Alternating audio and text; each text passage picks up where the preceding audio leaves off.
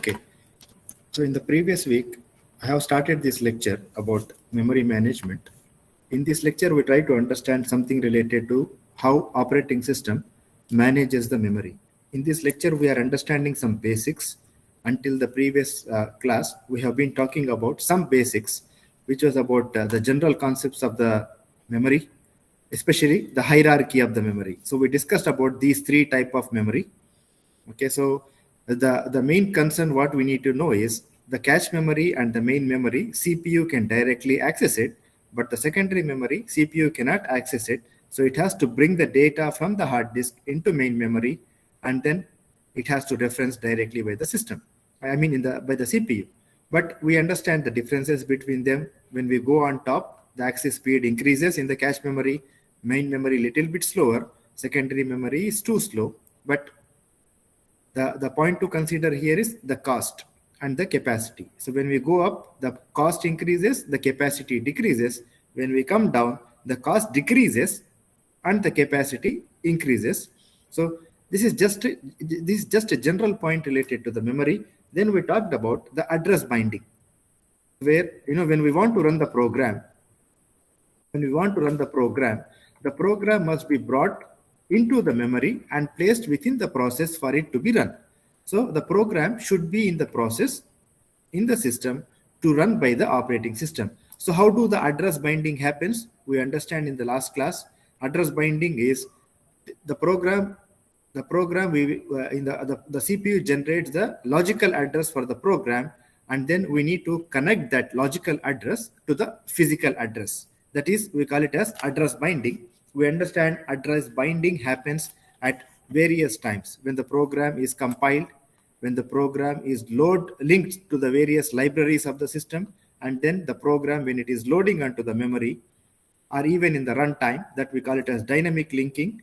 So various times when we start compiling the program, loading the program, and running the program, the linking will happen between the logical address to the physical address. CPU generates the logical address for the program, and for every logical address, we need a physical address in the memory. So that is actually address binding. So we understand static binding happens during the link time and the compile time, and then we have the dynamic linking. So I just want you to check the revision again. That is where we understand about memory management unit is responsible for mapping the logical address to the physical address. And today also I will give some more examples based upon the same point when we go to the segmentation. We discussed about swapping. Swapping, you need to remember this point of swapping, because in the next lecture, when we go to virtual memory, we also need to remember about swapping. Swapping is nothing but we need to swap the data and the process in and out from the memory to backing store, means hard disk to backing store. That is called as swapping. Swapping means what? Changing. So changing the data from main memory to the hard disk back to the main memory. That is swapping. So we'll understand about that in the next lecture. We need swapping. So this is hard disk. Whenever we want, we can take the data from here, swap out to the hard disk, and then swap in from the hard disk to the main memory. Okay, so there is a use of this in the next lecture when we talk about virtual memory and another concept called demand paging. We need to know about this swapping. Okay. So we talked about this limit register. When the process is trying to access other process memory location, we discussed that for each process, there will be a limit. So every process, before we convert the logical address to the physical address, we check the limit. If it is within the limit, if it is less than the limit, if it is yes, the logical address will be converted into physical address. Otherwise, it is going to create the error message. I will give one example based upon this. We are going to discuss this point in the segmentation. Okay, so we discussed just one point in the previous lecture about contiguous memory allocation. So what is memory allocation? Each process wants a memory. So to do that, we need to give the memory to the process. That is memory allocation. How do we do? There are two methods which we discussed in the previous class about contiguous allocation, non-contiguous allocation. I told you to remember contiguous allocation means the process wants memory continuously.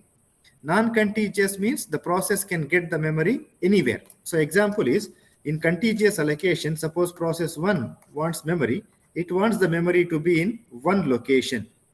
It wants the memory to be in one location. So this is contiguous memory allocation. What is non-contiguous memory allocation? Process wants the memory.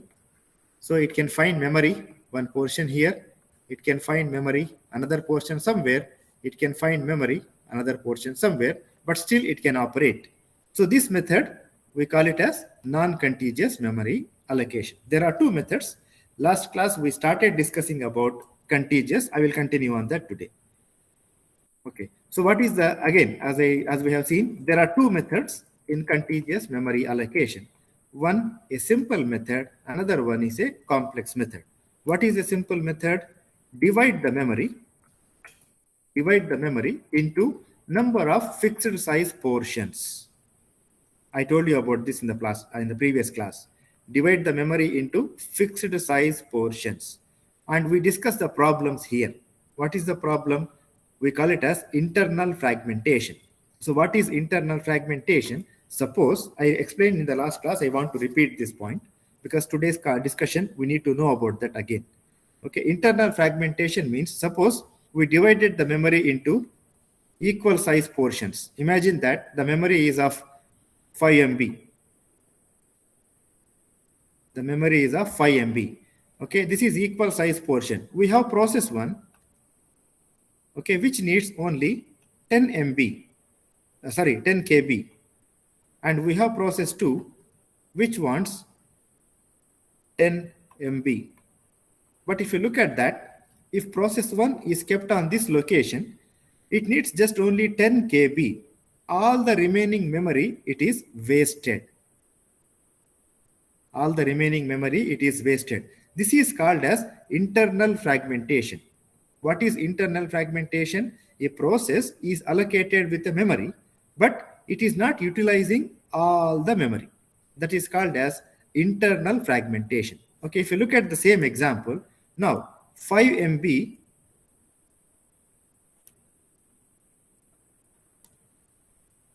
okay, 5 MB is the size, means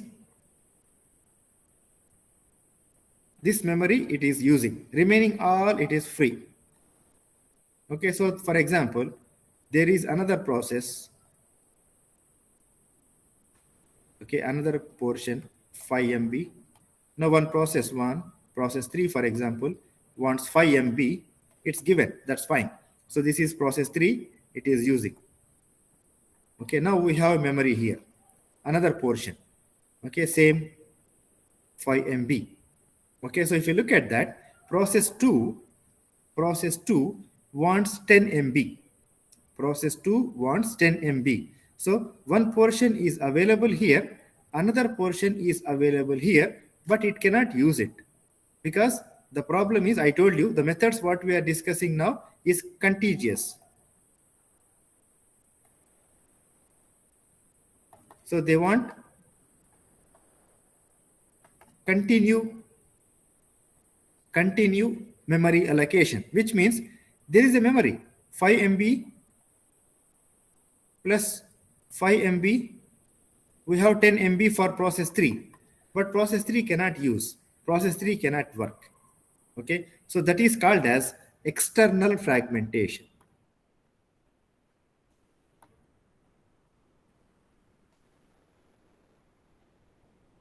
So what is internal fragmentation? We are giving more memory to the process, like I gave you the example of process 1. We are giving more memory to the process which it is wasting. That is internal fragmentation. Internally to that portion, there is a wasted space. That is internal fragmentation. What is external fragmentation?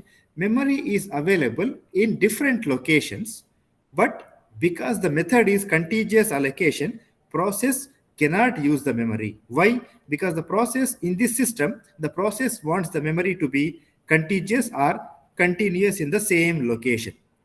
Okay. okay, contiguous or continuous in the same location. So there are some problems. We call it as first external fragmentation. We did not discuss here in this method, but I am telling you what is the difference between them. Internal fragmentation, wasted memory. External fragmentation, memory available in different locations, but not in same location. We cannot use it. This is called as external fragmentation. We'll talk about that later, external fragmentation.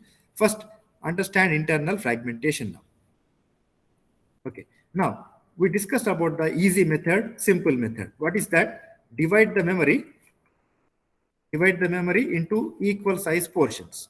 Okay, what is the problem here? Internal fragmentation also problem. And also, what should be the size? I put example here 5 MB, 5 MB, 5 MB, 5 MB. Here 10 KB, 10 KB, 10 KB, 10 KB. What should be the size? We cannot decide. It's not easy. So there are the two problems, internal fragmentation and deciding the ideal size. What should be the size of the partition? How much it should be? So that is another problem. Okay. Now we have a complex method, which we discussed in the last class. Okay, so what we need to discuss in the complex method, each free region of the memory is termed as a whole. So whenever we see a memory, if we see a free space,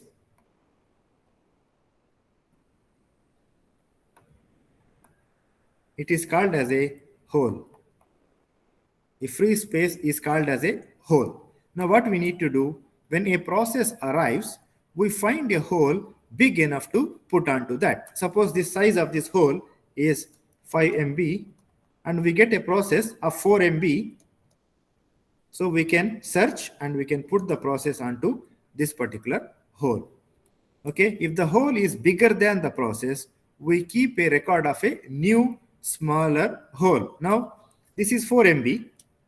This is 4 MB. I am putting 4 MB in 5 MB, means I am going to get 1 MB of small hole. So this free memory of 1 MB is another small hole. Now what is the problem? I told you, external fragmentation. What is external fragmentation? I told you, memory will be available in different locations, but we cannot use it since this method is contiguous allocation. It wants the memory to be in one location. That is the problem here. We will see some examples on this. Okay, now we say that when the process arrives, we find a hole big enough to put onto that. Now, to deal with this point, find a hole big enough to put onto that, there are 3 algorithms. Now we are going to discuss, this is very important topic because you may expect a question in the exam based upon these algorithms. I told you, in operating system, we have different algorithms. Lecture 4, we have seen scheduling algorithms. Okay, now we are seeing this algorithm for choosing the hole. This is also important topic, and there are another topic in the next lecture, frame allocation or frame replacement algorithms. That is also important topic. So wherever we see mathematical or analytical problems or algorithms, they are all important for you to memorize or to understand for the exam. Because, you know, for my past experience in the operating system course, you may expect definitely some questions in these topics, scheduling algorithms, these algorithms and the coming algorithms. We are going to see mathematical problems. Definitely you have to be very confident and you have to be very thorough in these topics. Okay, now let's discuss about these 3 algorithms. So briefly I told you in the last class, and today I will give you some examples. Okay, first fit. What is the first fit? Allocate the first hole you find that's big enough. Okay, what is the example? Suppose we have different holes of different sizes.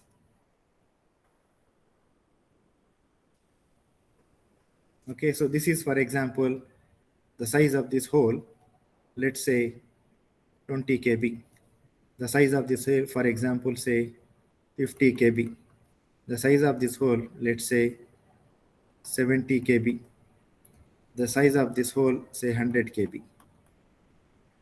Okay, and now we, okay, let me just modify this a little bit. Okay, so let's say this is 10 KB. Okay, so now we got a process. Okay, process 1. Process 1 wants 10 kb. Process 1 wants 10 kb. Now, as per the algorithm, allocate the first hole you find that's big enough. Now, what we need to do, I need to take process 1. I need to fit on the hole. Remember, this is like a list 1, 2, 3, 4. Okay, so I need to take the process. Where do I need to place? According to the algorithm, first fit. What is first fit? 10 kb process will first fit onto 20 kb. So that is the first place it can fit. So process 1 will be here. Process 1 will be here. Remember, this is very important to know. When we put the process into the hole, it is going to have the extra space which is going to leave it as a new hole. Okay, process 1 takes 20 kb. Out of 20 kb, it takes 10k. So there is a new hole again with 10k. So just remember this point in your mind. Okay, when we put a process into the memory hole, you can see that's the point we have seen here. Okay, if the hole is bigger than the process, we keep a record of the new smaller hole that will be counted. So there is a new hole now of 10k. This is first fit. Hope you understand the algorithm. Allocate the first hole you find that's big enough. That is called as first fit. So 10 kb fits exactly into 20 kb. Not exactly, I mean, it will fit into 20 kb. So we don't see the space whether big or small. Small, it will not fit. Big means it will fit. So we are going to place 10 kb into 20 kb. That is called as first fit. Is that clear, students, about first fit? Is that clear about first fit?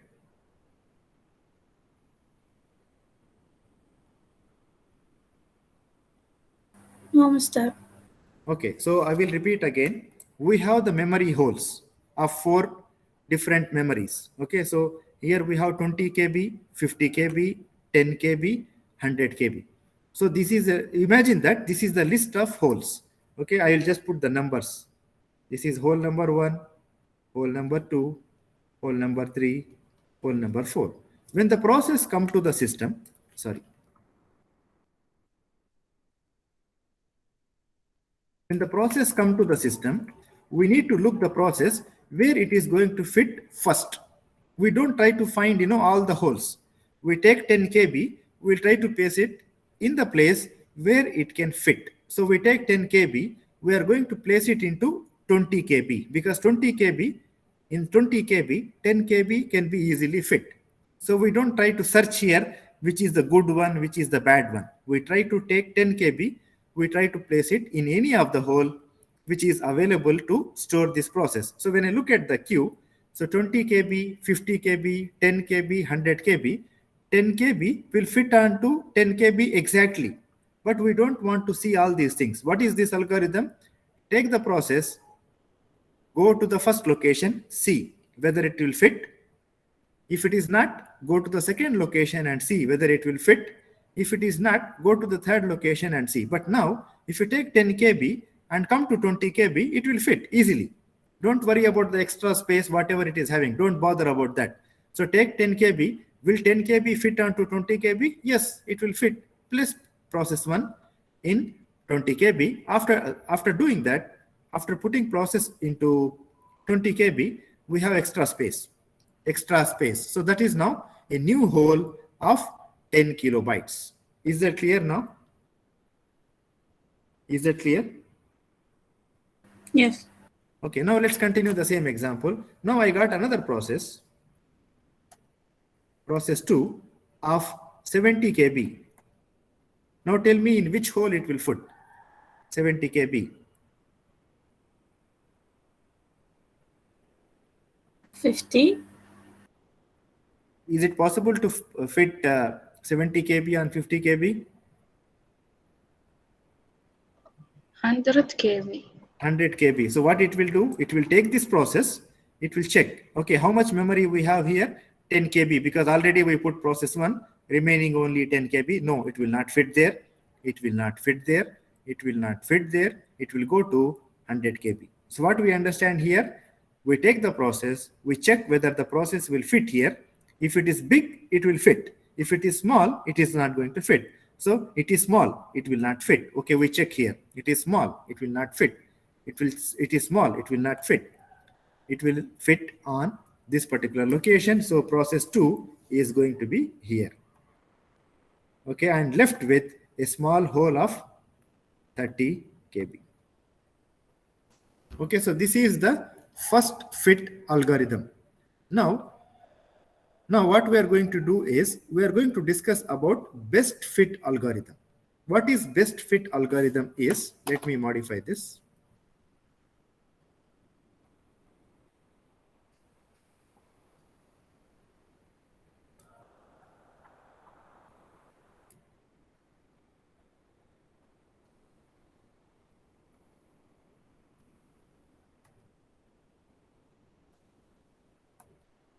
Okay, now as per the next algorithm, that is best fit. What is best fit? Find the hole that leaves the smallest leftover hole, which means what we need to do now in the first fit. Students, just 1 second, please. 1 second.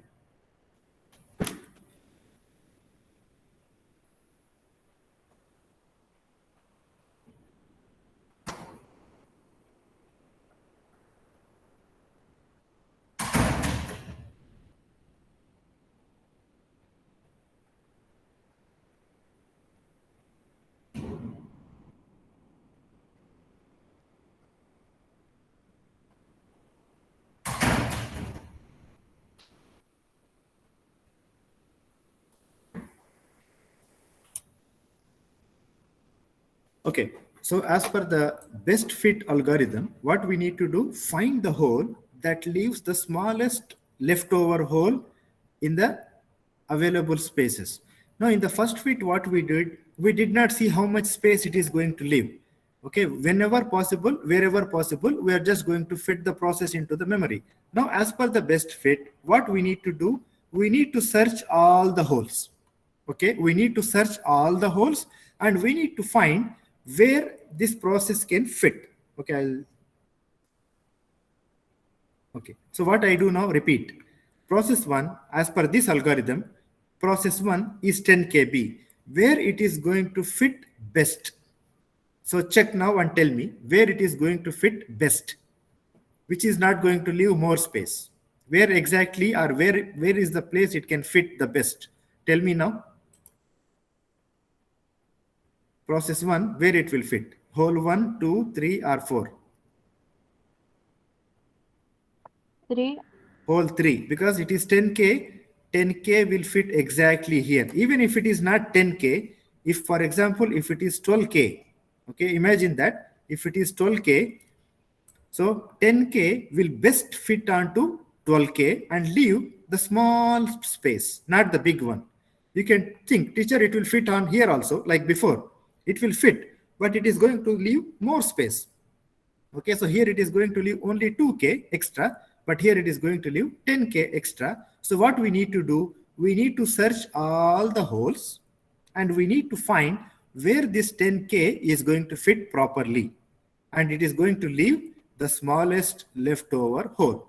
That is called as best fit. So I take 10 P1 and I'm going to place it onto hole 3. So P1 will be here. Okay, now I take P2.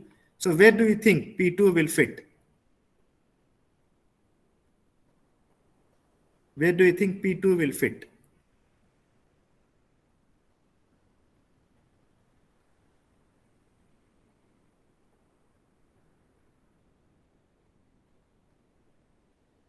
Hole 2.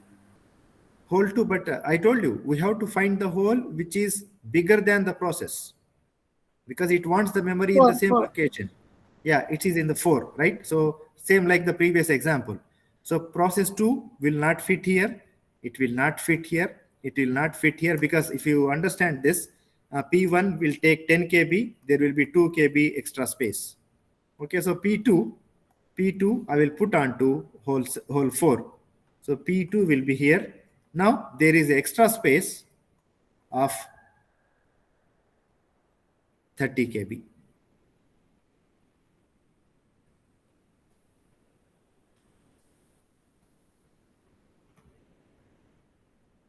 30 kb. Okay, suppose we have process 3. Okay, process 3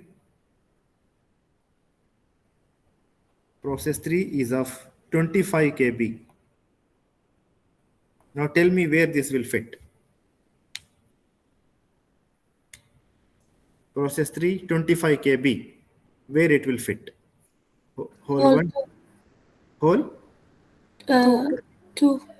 hole 2, but be careful. Now this is what I want to tell you. Be careful. If you look at hole 4, process 2 using 100, process 2 is using only 70 kb. We have a new hole here, 30 kb.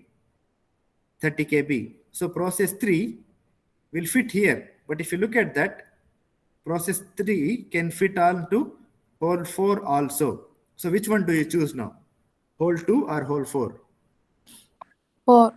Hole 4, because we need to find the hole that leaves the smallest extra or the leftover hole. So if I put onto this, that 25 kb here, 25 kb hole will be available. But if I put onto this, the hole will be of just 5 kb extra space.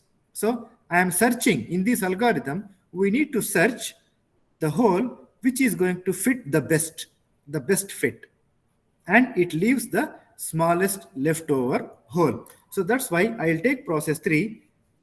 I keep on to this hole. So keep this point in your mind.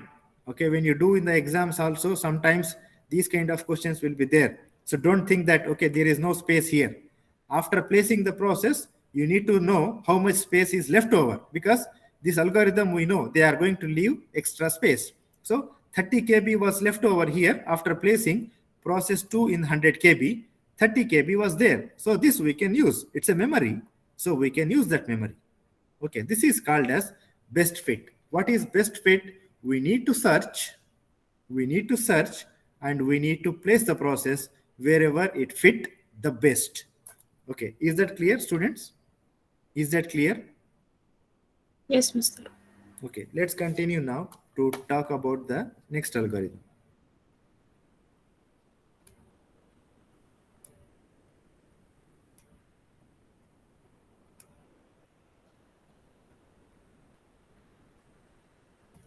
Okay, now worst fit. What is worst fit? Opposite to the best fit. What is the worst fit here?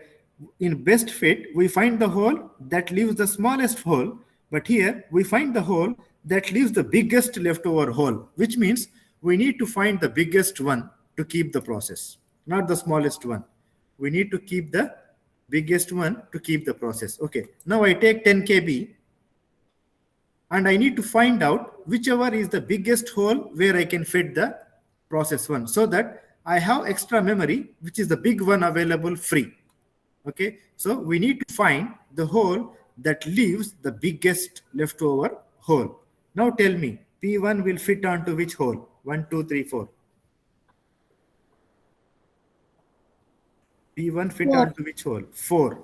So we keep P1 in hole 4, and there will be a leftover hole of 90 kb. Okay, biggest hole, 90 kb. Now take P2, where it is going to fit P2. 4. 4 again, because it has got 90 kb. So I'm going to put P2 here. After placing 70 kb, I am getting extra space here of 20 kb. Okay, now take P3. Where do we place P3? 2. 2, because here 25 kb. So I'm going to place P3 here, and we have a new hole of 25 kb. Okay, this is how opposite to best fit. Best fit, we need to find the exact hole. We try to find exact hole which is going to leave the smallest leftover hole. In the worst fit, we are going to find the hole that leaves the biggest leftover hole. Okay, so now based upon this, I will show an example, then we'll come back to the advantages, disadvantages. So you will get questions like this in the exam. If you get, you will get the question. This is I am sharing from the past exams. Okay, examples from the past exams. So consider a swapping system in which memory consists of following hole sizes: 10 KB, 4 KB, 20 KB, 18 KB, 7 KB, 9 KB, 12 KB, 15 KB. So these are all the holes. What do we have? Say, for example, we have the list of holes.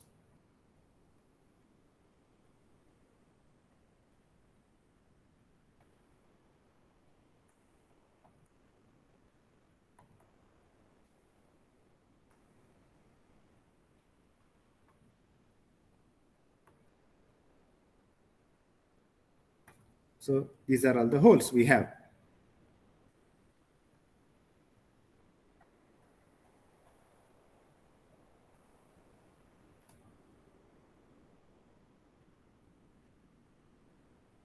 Okay, now these are the process. Process 1 wants 5 KB, process 2 wants 12 KB, process 3 wants 15 KB.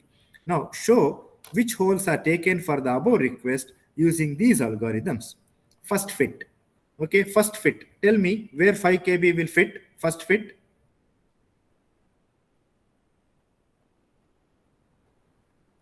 4K. 7, First fit. What is first fit algorithm? Wherever first it will fit. 1. Yeah, this one, right? So it is going to fit onto 10 KB. So here I am going to place process 1. Don't have space. Okay, I'll just put process 1 here. Okay, 12 KB where it will fit. Just tell me on the size of the memory where it will fit. 12 KB will fit onto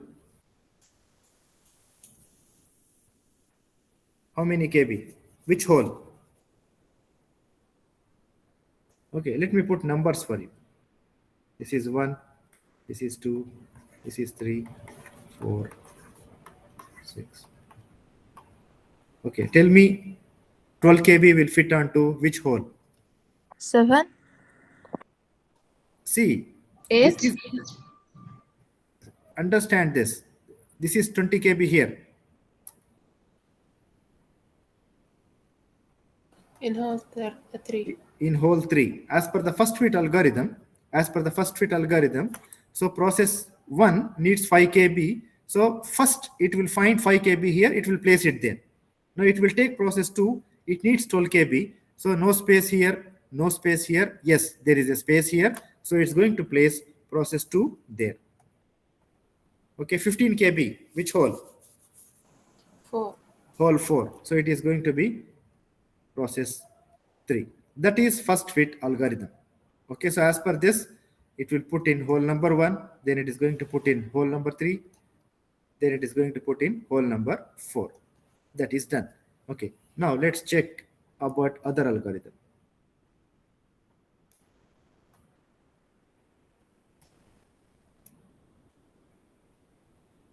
Okay, so as per the best fit, 5 KB will best fit on which hole?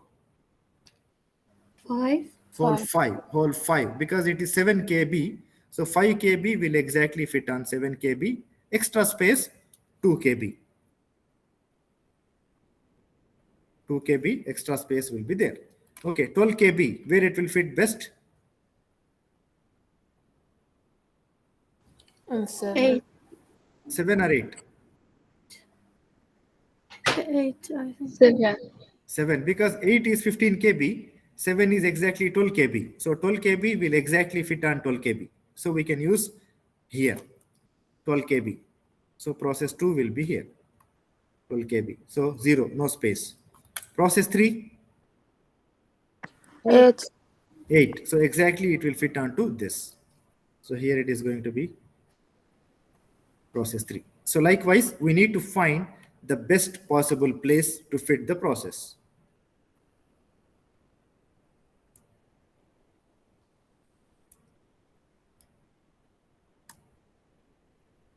Okay, now coming back to the worst fit, we need to find the worst place to keep it. I mean the biggest hole. So process 1 will fit onto 3. Hole 3, because if we place it here, we are going to get an extra space of 15 KB. we place 5, that is process 1. So we have extra space of 15 KB. Okay, now process 2, where do we place? 4. 4. Okay, so it is going to be 4 because 12 KB will fit onto 4, that is 18 KB, and it is going to leave extra space of 6 KB.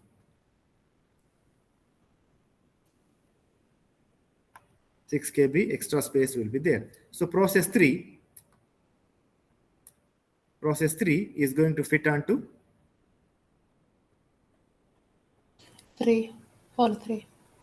no, it's already used, right? It's already used. So we place already process 2 there. 8. 8. So it will go on to 8 and it will fit there exactly because it needs 15 KB. So here it is going to be 15 KB. So process 3 can fit onto this location. So that is how you get the algorithms. Okay. So there is another question here. I hope you understand the idea about the algorithm. So in the tutorial also, there are some questions I want you to check. Okay. So lab 6, there is a question.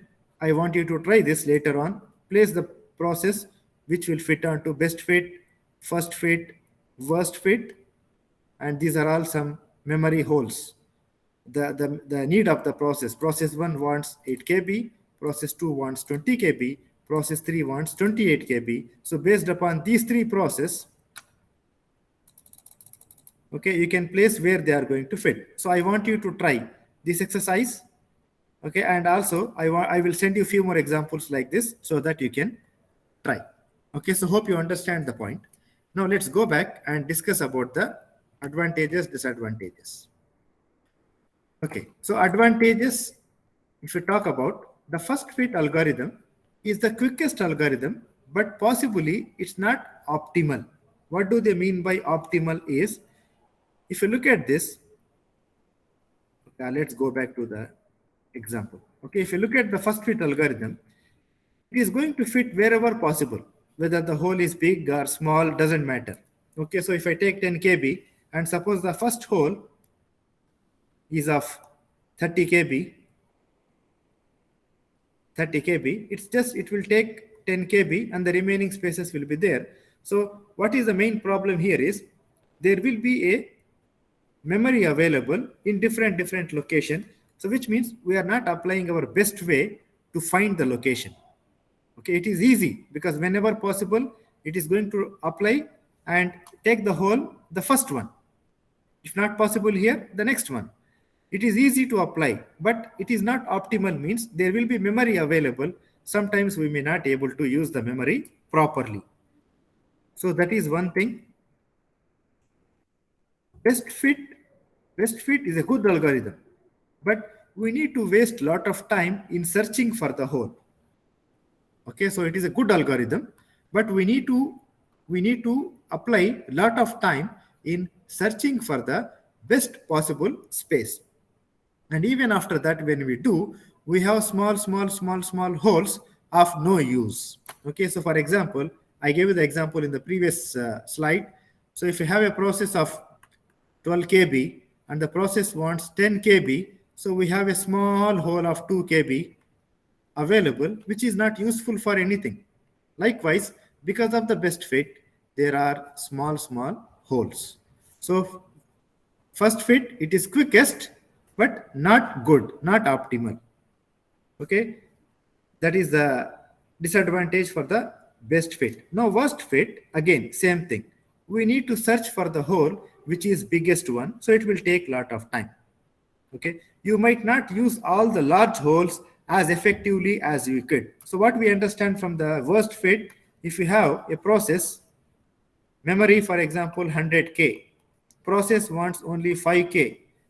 So we have 5K, 95K available.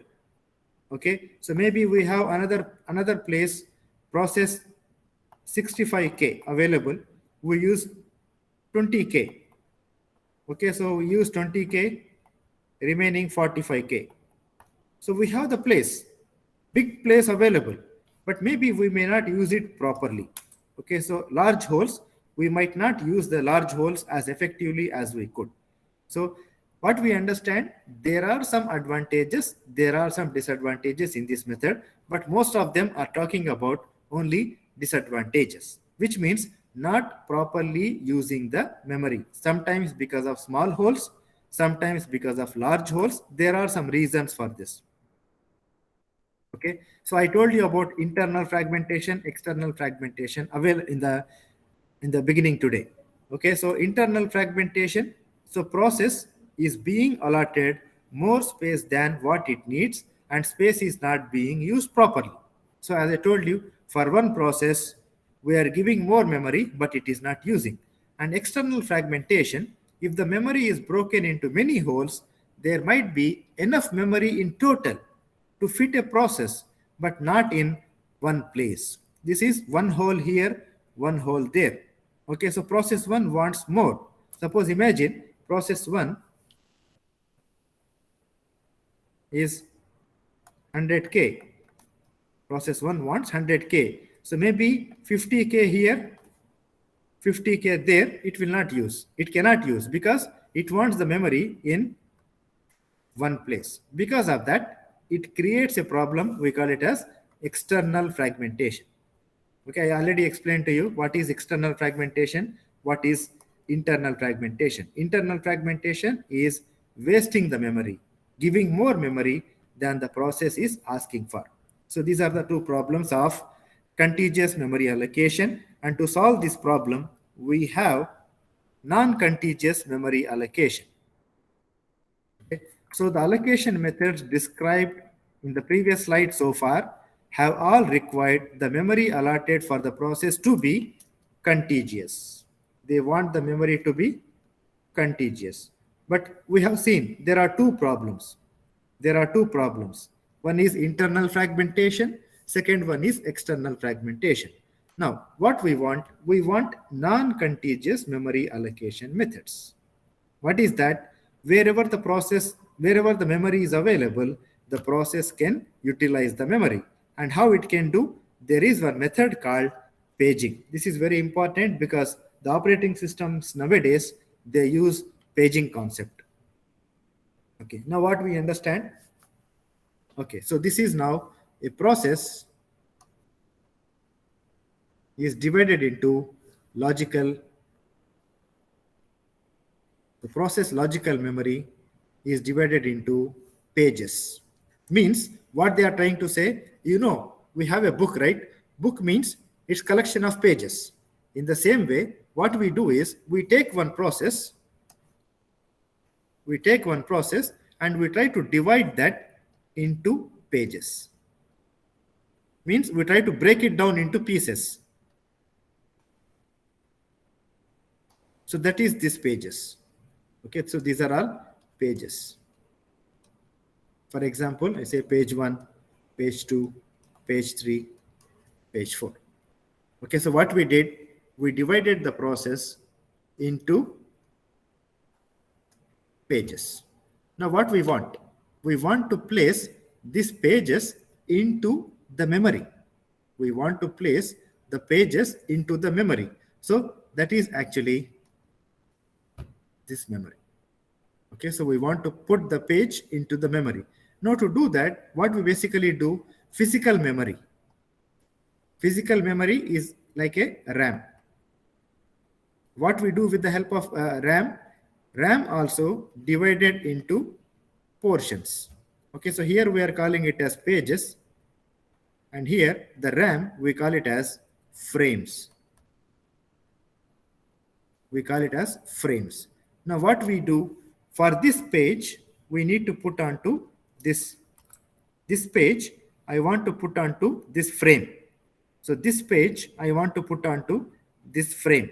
So what we do, for each page, we will give a frame. That is the concept of pages and frames. What is page? Process is divided into pages.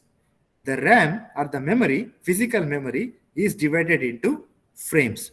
Both of them are of same size. Remember that. Both of them are of same size. So suppose if it is 5 MB This is also 5 MB. Why? Because we want to fit the page exactly into the frame. That's why the process is divided into pages, the memory is divided into frames, then we make a connection between them. We make the connection between them. So this is actually called as a paging scheme. I will explain clearly with the help of example. So what we do, the CPU generates the address which the paging hardware breaks into page number and page offset. What is page number, page offset is? Okay, so imagine that we have process, like I put in the previous slide, that is divided into pages. Okay, so this is again divided into two parts. This is page number 1, this is page number 2. That is called as page number, first part. Okay, so it has two components. What is the first one? Page number. Second one is page offset. Means within this page, again there will be division. Okay, so for example, this is 01, this is 02, this is 03, this is 04, this is 05. Okay, so for example, if you come to college, okay, suppose we have a lab. Where are you? I am in lab K001. Suppose in the lab K001, there are computers. Okay, computer number 1, computer number 2, computer number 3, computer number 4, computer number 5, computer number 6. Okay, suppose if someone asks you, where are you? I will say I am in K001 because that is the place you are in. But I ask you exclusively, you are sitting in which location in the lab? Okay, you will say, teacher, I am sitting in lab K001, computer number 6. So what I want to tell you here is, we have a page. Okay, the page again is divided into portions. Okay, this is called as there is an address within that page. Okay, for example, for this location, there might be an address 001, 002, 003, 004, 005. Now this is in page number 1. This is the location. So that is called as page number and page offset. Page number, page offset. Is that clear, students, about these 2 points? Is that clear? Yes, Mr. So what the CPU does, the CPU generates the address which the paging hardware, remember, who is dividing the process into pages? This is one point to remember. Who is dividing the process into paging? That is done by paging hardware. Okay, so each process is allocated certain number of pages. Okay, so how it is going to be, as I told you already,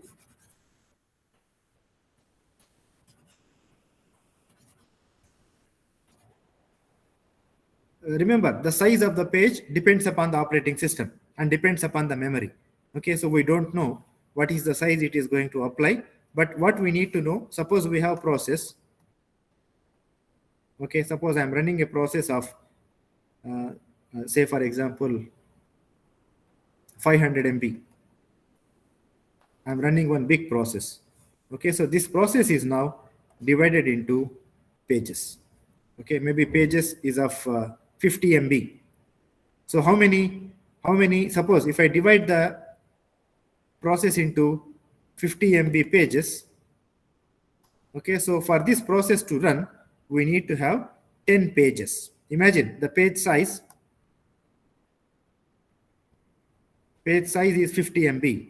Okay, the process wants now 500 MB. So how many pages this process needs is 10 pages. So page 1, page 2, page 3, page 4, like that, it needs 10 pages. Okay, how it is divided? Each process is allocated certain number of pages. Depending upon the system, I told you the size. If it is want 1, if it is want 2, if it is want 3, how many it wants, accordingly, the process will be given the number of pages. Okay.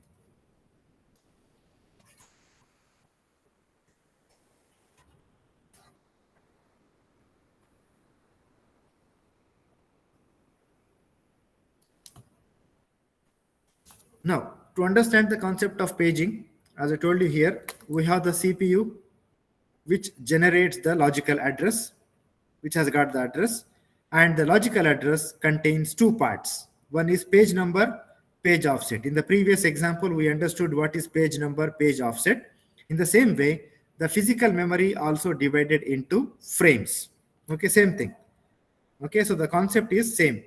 The physical memory, like the process, the physical memory also divided into frames. Okay, I will take you back to the same thing. So we have got frames.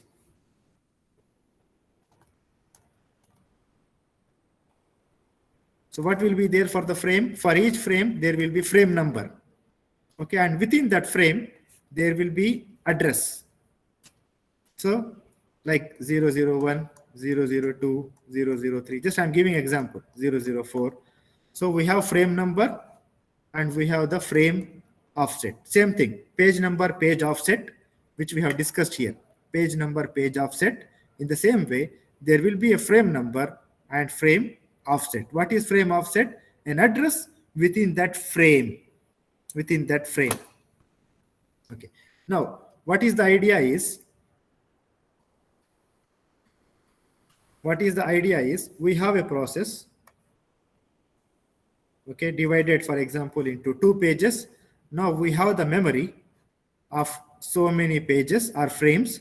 We need to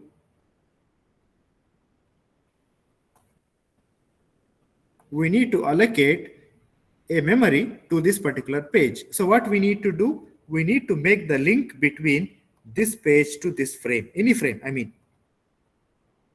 Okay, so we need to make the connection between, this is, we discussed in the last class, we need to make the mapping or we need to make the linking. So page 1, for example, is put onto frame 1. This is frame 2. This is frame 3. So page 1, we are going to place on frame number 1. Page 2, we are going to place on frame number 3. Now, where this information will be kept? This information will be kept in page table. So what is page table? Like the index of the book.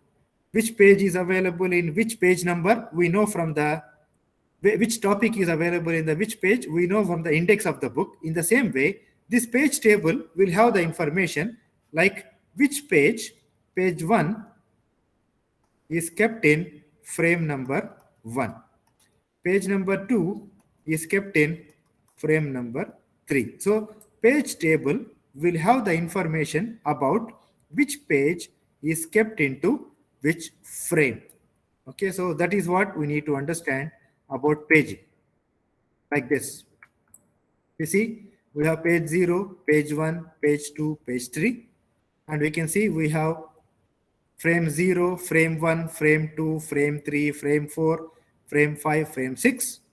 Okay, and in the page table, we know which page is kept on which frame. If you look at this, page 0 is kept on to frame number 1. The students, are you following me?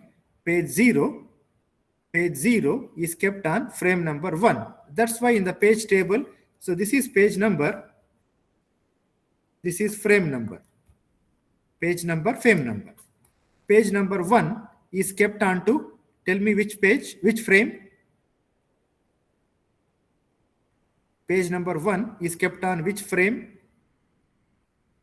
4. 4. So you can see this with the help of page table, we can identify. So page number 1 is kept on frame number 4. Page number 2 is kept on frame number 3. Page number 3 is kept on frame number 6. So likewise, with the help of this page table, we know which page is kept on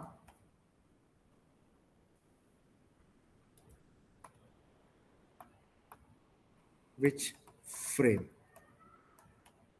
Okay, that is the idea of this page table. Okay, so I'll just read the previous slide. I will just take a break. Okay, so here what is paging?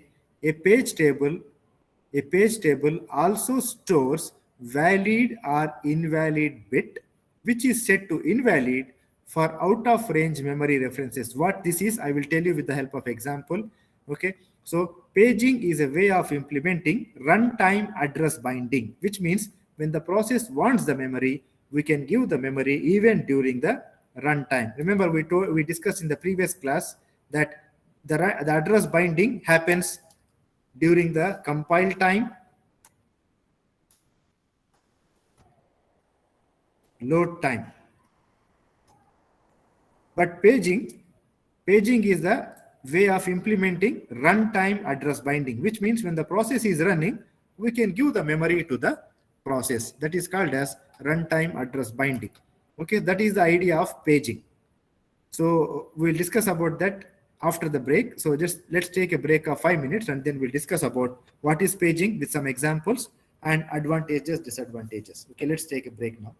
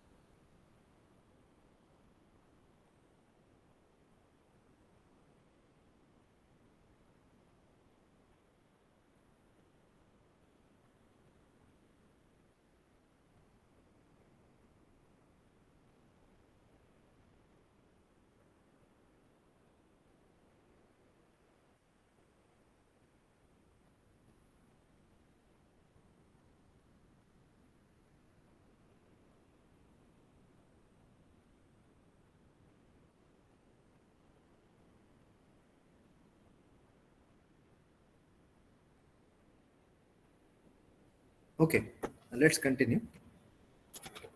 So the way of having paging, just to understand, the first thing what you need to keep in mind about the paging is non-contiguous memory allocation scheme.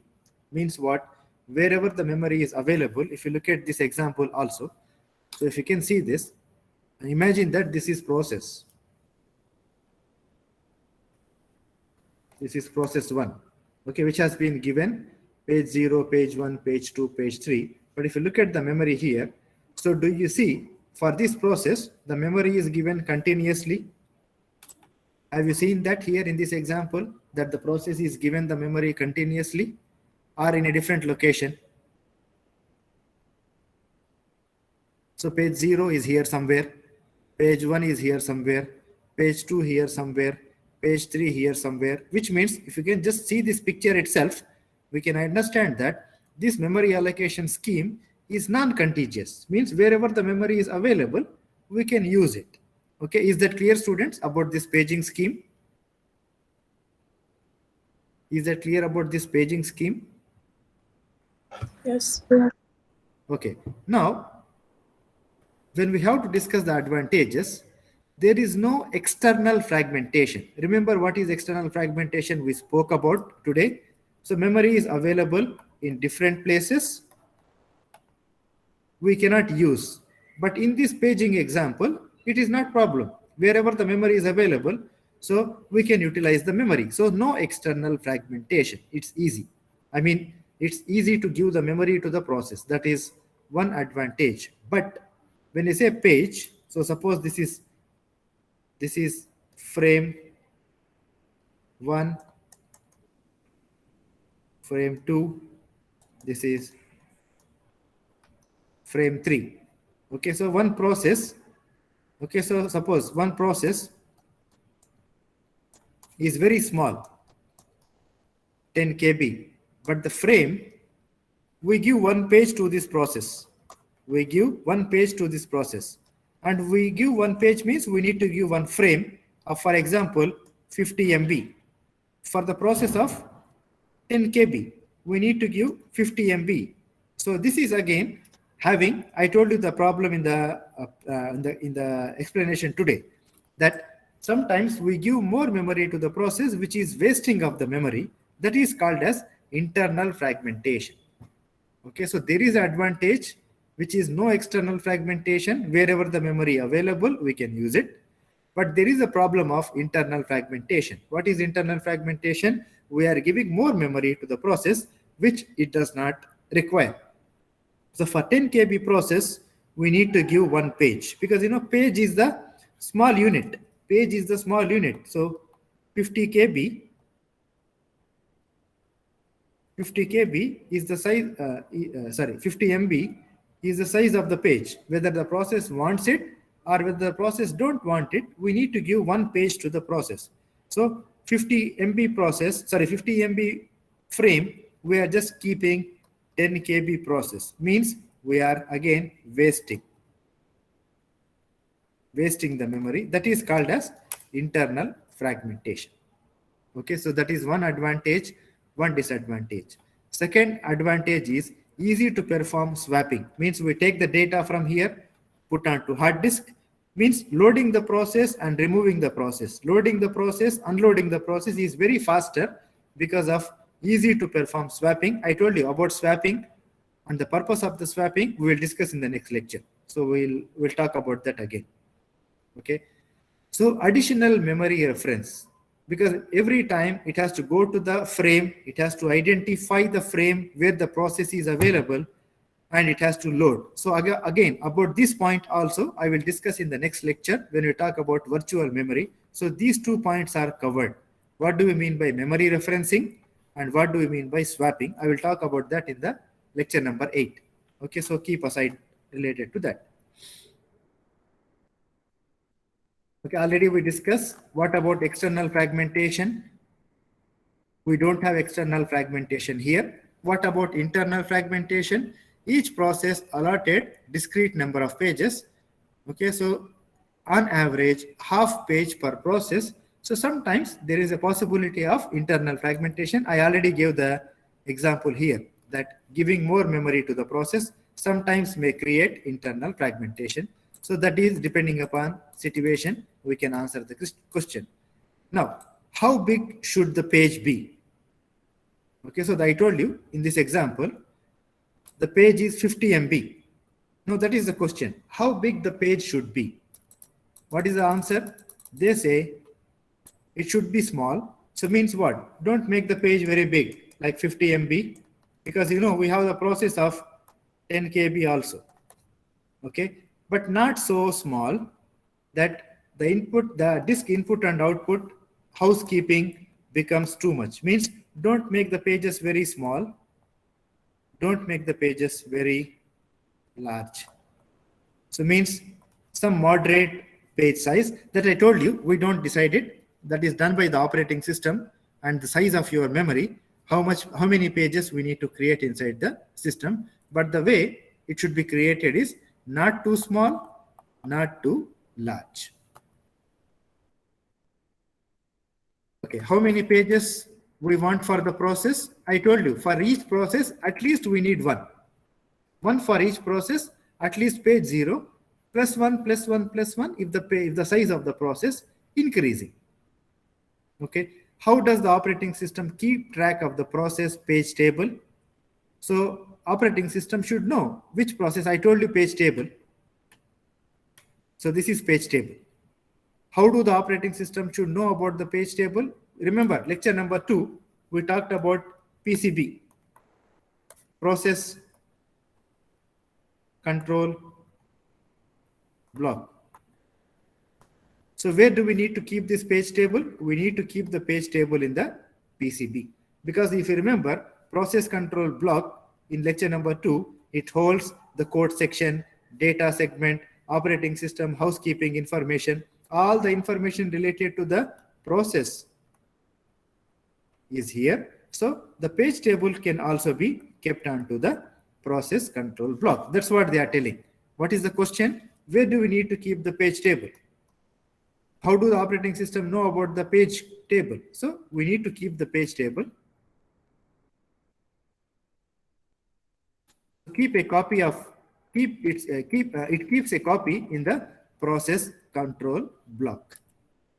Okay, so that is what we need to understand. Okay, now with small portion we will complete the lecture. It's almost the same. Page table, just I want to tell you before going into the explanation. So paging means, okay, so we take the process, we divide the process into equal size pages.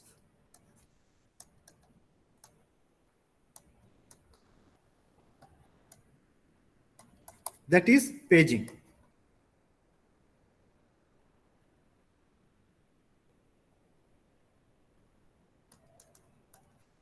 So now what is paging? We understand we divide the process into equal size pages and then we give the frames so that the process page will go on to the memory.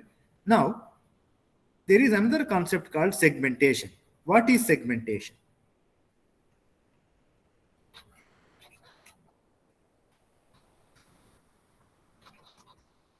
What is segmentation? In the paging scheme, it is the hardware. Which hardware? Paging hardware. Paging hardware that partitions the CPU generated address into pages. So what we understand here, in the paging, the process is divided into pages with the help of paging hardware. But there are some reasons for allowing a process to partition its own address space. Now, we don't want the CPU generated address to be divided into pages by the hardware. We want the process to divide itself into partition. That is called as segmentation. Okay, now if you look at the segmentation, okay, if you see the program or any Java program, okay, suppose we have a program. Okay, remember we have initially in the program memory variables.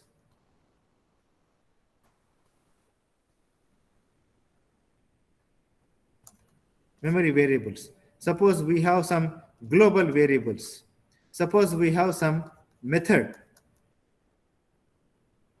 Okay, instead of dividing the process into equal size pages, now we are dividing the process according to the process. Means we can keep all the memory variables in one location.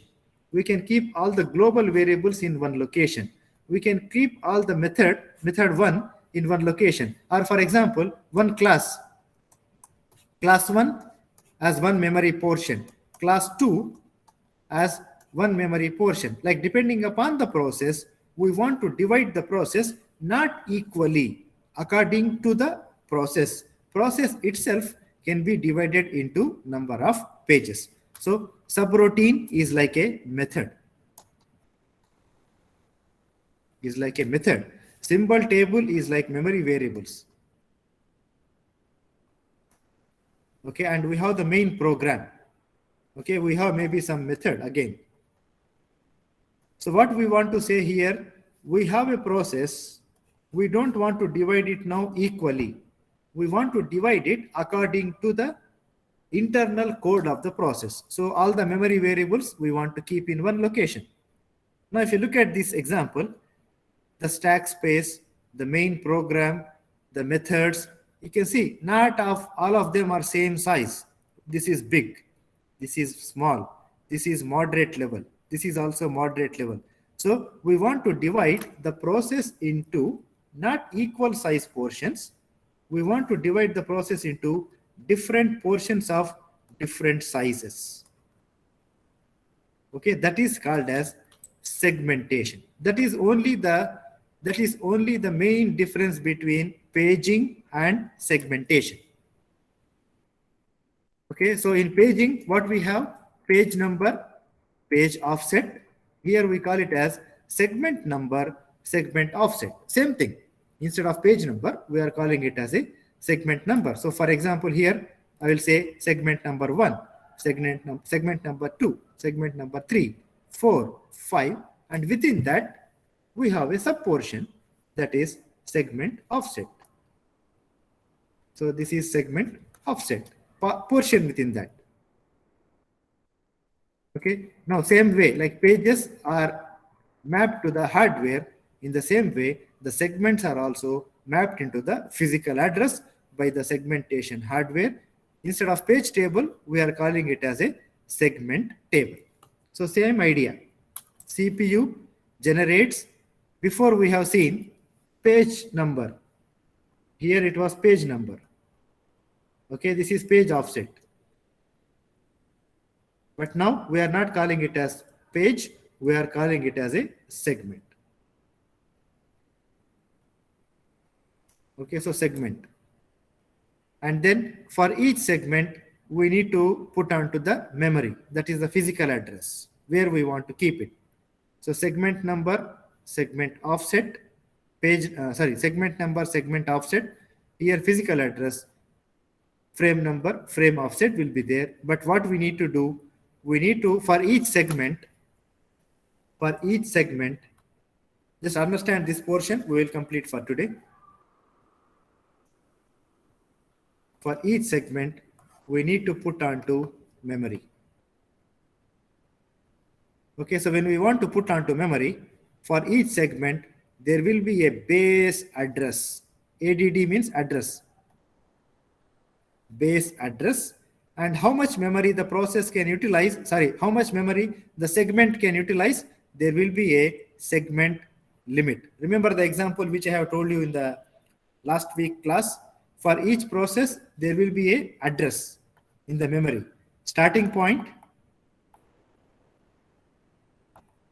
and the limit. So starting point is called as base. Okay. So what we do, we take a process. Sorry, I don't use the word process. I should use the word segment. We take the segment. Okay. And we are going to put onto this particular location. Okay, that is the starting point. How much memory it can utilize according to the limit. So the information will be in the segment table, like the page table. So here we have the limit of the segment, how much is the limit, and what is the base address, what is the starting location. So this segment is kept onto this address and that is the limit. So that is how we have the segment table created. Okay, so advantages, I will go back to the previous slide. Let us discuss the advantages. No internal fragmentation, because we are giving how much memory needed for the process, exactly the same. That's why opposite to the paging, we have no internal fragmentation, but opposite to the paging, we have external fragmentation. Means what? The segment is very big sometimes, but it will not find memory. So that is external fragmentation.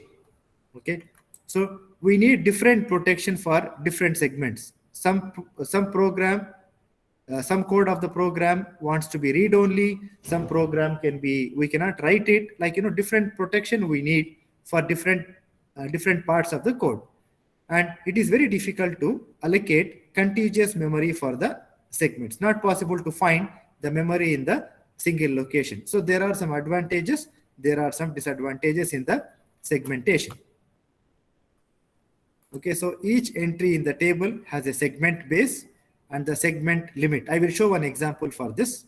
Okay, so segment can be stored non-contiguously somewhere. That is fine. Like the page table, segment table can be kept onto the main memory or into the registers. This is to remember the page table. Where do we need to store this page table information? So it can be kept onto the memory, or it can be kept onto the CPU registers to know which segment is kept onto which physical address.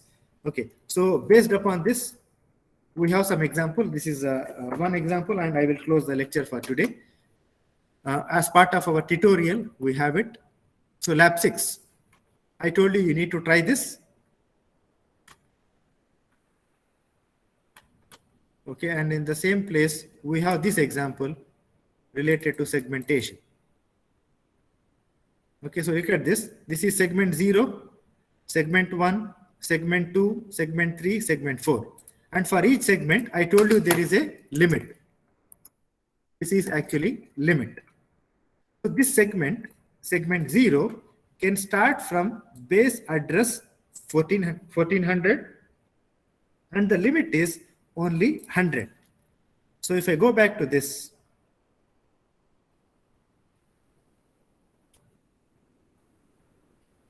for this, for example, segment 0, it can be stored as per this example, segment 0, starting from 1400, the length is 100. So suppose this is the base address 1400. Okay, and the limit is only 100 portions from here. Okay, now tell me one answer. If it is going beyond 100, what will happen? Already we discussed in the previous lecture, last class. If it is going beyond 100, what will happen?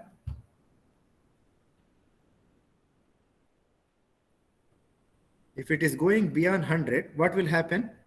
Is it allowed or not allowed?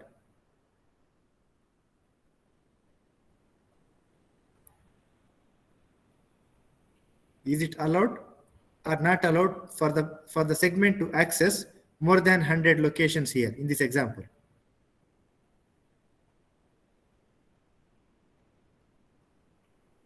I am talking about this, which we discussed in the last class.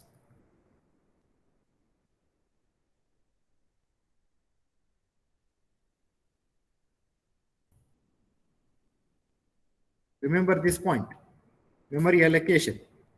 So we have a logical address. We want to change the logical address into physical address. Remember how it will happen? We take the logical address, for example, logical address 1, and we want to convert that to physical address. How? In the main memory, there will be a base address, means the starting point. Suppose base address is 100. So what we do, we need to add the logical address to the physical address. So 1 plus 100, it is going to be 101. That is logical address. Suppose there is another logical address 2, it is 102. And suppose we say the limit is only 10. The limit is only 10. That is stored into limit register. Okay, and suppose I have a logical address 15. Can the logical address 15 be converted to physical address? Can a logical address 15 be converted to physical address? Is it possible?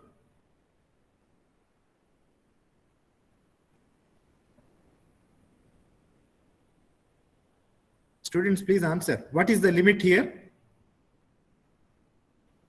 What is the limit I told? 10. 10. So can 15 be converted into physical address? Is it less than 10? No, it is greater than. It is greater than. So this condition will be true. So what it will do, before we change the logical address into physical address, it will check for the limit. So 15 is 15 less than 10. So that is the condition now. Is 15 less than 10. If the answer is no, what will happen? Error. It's a trap. It's an error. I told you, error. Addressing error. Why? Because it is trying to access the memory location which is not in the limit. Which is not in the limit. So this is actually, it is trying to do invalid memory access. It is doing invalid memory access because it is trying to access the memory which is not part of it. So same thing happens in the segmentation.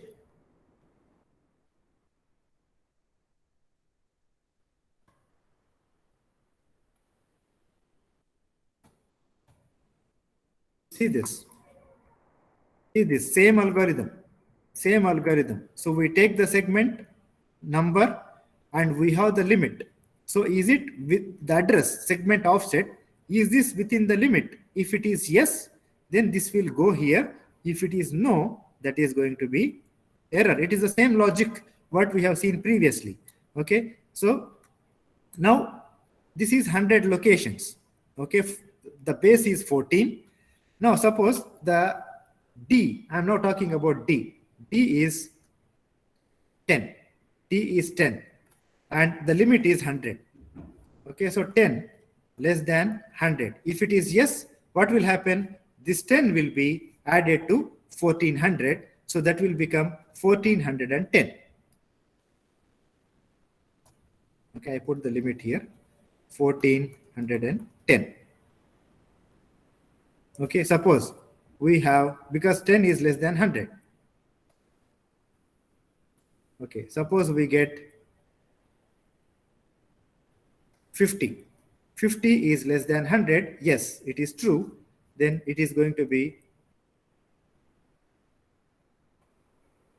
1450. Now we get 110. Okay, what will happen when it is 110 in this scenario? 110 is not less than 100. So it is going to be error. So that is actually, I told you, error means here invalid. Okay, just remember this point, and now you need to tell me the answers for this. Okay, so here remember 1400 is the base address, 100 is the limit, that is the length for segment 0. For segment 1, 3000 is the base. Okay, so imagine there is another segment. For that, the starting point somewhere it is 3000. Okay, and what is the limit? Limit is 50. That is 50. Okay, so that is how for each segment, segment 0, this is the one, segment 1, this is the base, segment 2, this is the base, segment 3, this is the base, segment 4, this is the base. Now what we need to do, we need to convert the logical address into physical address. How to do that? Already we have seen. We take the number, we try to add that number, logical address, to the physical address. So let's check the example. Now, this is segment number 2. Segment number 2. And the logical address is 70. Okay, let's check 2. The logical address for 2, they are giving us 70. What is the physical address? How do we get it? We need to add this 70 Okay, I'll just put the method here. Add 70 to base address and check, is it within the limit? If it is yes, add,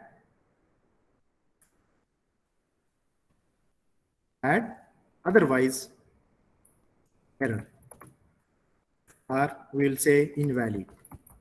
Okay. Okay, now this is the method. We need to add the 70 to the base address of segment 2, and we need to check, is this within the limit? Is 70 within the limit? Before we do that, before we add, we need to check if it is within the limit. If it is not within the limit, then we need to add. So, okay, let me put that first.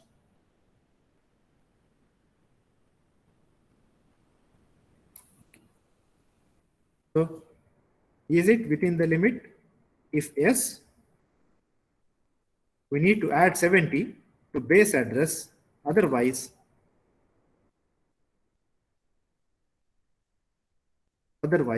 we are going to get invalid statement. Okay, now tell me, is 70 less than 50? Is 70 less than 50? No. No. So what will be the answer here? Invalid.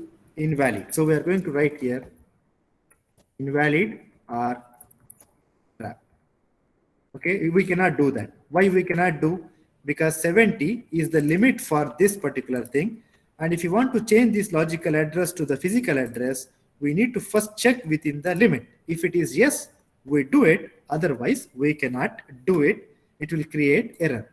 Now, segment 4, and we have logical address 100. Okay, so is 100 less than 10? No. No, same thing here. We are going to get invalid or trap. Okay, now this is 3. This is 3. Okay, segment 3. And we have 500 is the logical address. 500 is the logical address. So can we add this for 3, 500? Is it within the limit? So this is 3, segment 3. So 500, is it less than 700? Yes. Okay, so now what is the physical address here? Tell me. How we will get the physical address? We need to add 500 to the base address. The base address is 200, right? So 200 plus 500, it is going to be, is going to be 700. Is that clear, students? Is that clear?